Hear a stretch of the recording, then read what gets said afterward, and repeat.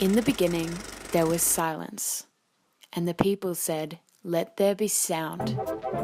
It's early 1920s, and creative control is in the hands of musicians. Stories are limited by a lack of dialogue, and cinema is on the brink of a complete international reform.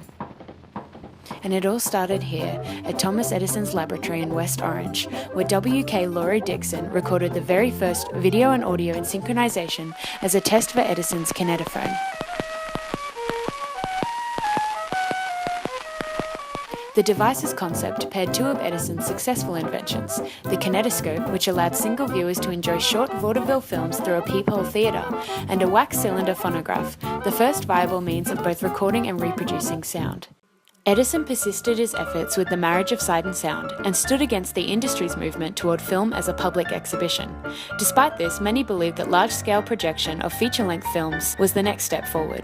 Cinema moved from novelty status to international institution, with theatres across the world projecting silent films to large audiences. Technology continued to develop, but major Hollywood studios, comfortable in their successes, were steadfast against the risk of introducing sound into their films, crediting it as merely a fad. Warner Brothers, however, an independent and relatively minor studio of the time, decided to take a chance. In 1926, Warner Brothers purchased Vitaphone technology from engineering company Western Electric, a system that produced synchronized audio on phonograph records to accompany feature films and shorts alike. Hey, Mute, what's the big idea of busting up my act?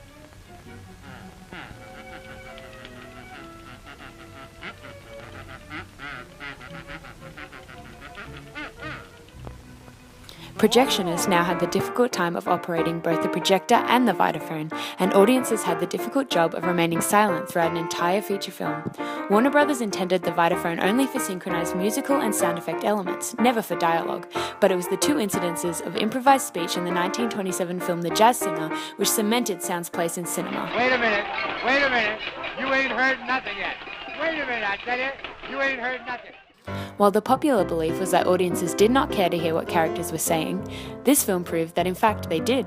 The film became a huge international success, and the reality of the looming transition into sound film was prominent.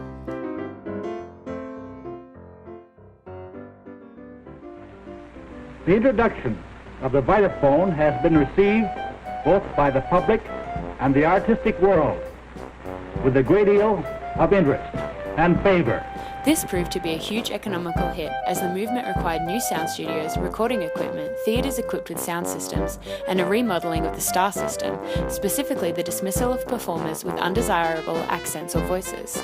Actors now had to learn their lines in advance, and with the excitement of new technology came a lot of lines. Performers were forced to stand very still and deliver their lines to sensitive microphones, killing the use of body language so quintessential of silent films. Dialogue became the main force of storytelling, and so the talkies era was born. Over time, directors had to relearn the power of music, sound effects, and silence as an asset to storytelling and the expression of emotion.